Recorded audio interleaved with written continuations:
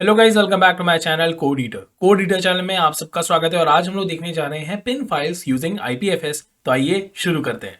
तो जब भी आप कोई इमेज फाइल फोल्डर या फिर डॉक्यूमेंट आईपीएफएस के गेटवे पे अपलोड करते हो तो वो इमेज फाइल फोल्डर कहाँ स्टोर होता है? वो इमेज फाइल फोल्डर आपकी नोड पे या फिर मैं कहूँ आईपीएफएस की नोड के कैशे मेमोरी में स्टोर होता है। मतलब आपकी सिस्टम की कैशे मेमोरी में वो इमेज वो फाइल वो फोल्डर जाके स्टोर होता है।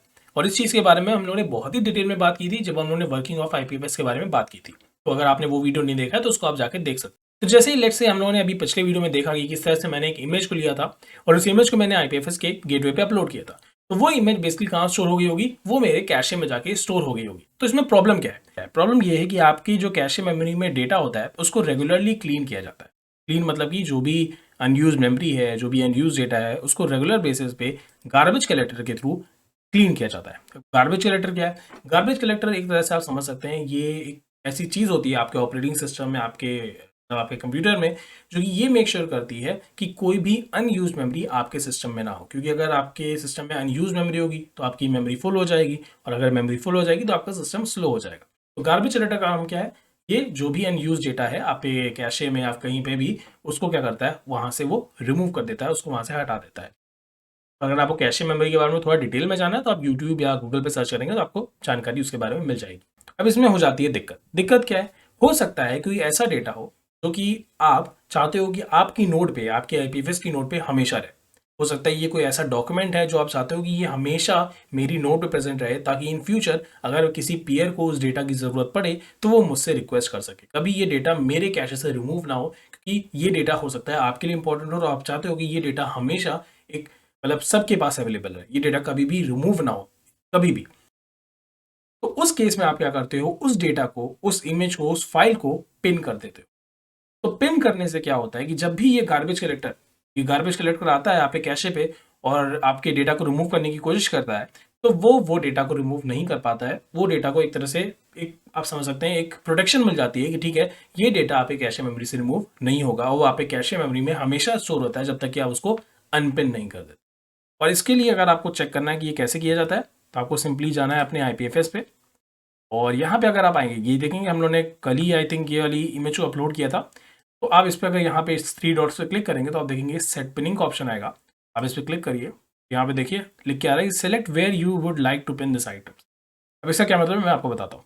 ये लोकल नोड का क्या मतलब है कि मतलब कि आपकी कैशे मेमोरी में ही ये आइटम क्या होगा, ये इमेज क्या होगी, आपके कैशे मेमोरी में पिन हो जाएगी। तो गार्बेज कलेक्टर अब इसको रिमूव नहीं कर पाएगा।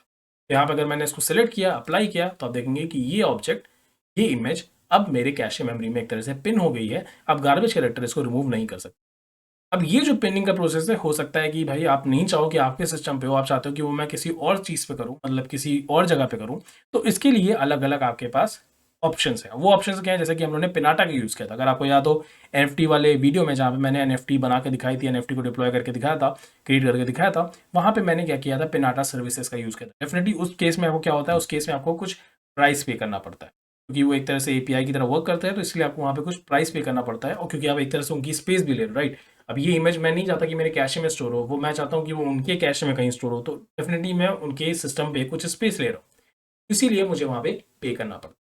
तो ये चीज़ है पिनिंग ऑफ ऑब्जेक्ट्स। और पिनिंग ऑफ ऑब्जेक्ट के थ्रू आप क्या कर सकते हैं? पिनिंग ऑफ ऑब्जेक्ट के थ्रू मेक श्योर कर सकते हैं कि आपका जो डेटा है आपकी कैशे मेमोरी में वो बना रहे, वहाँ से डिलीट ना हो।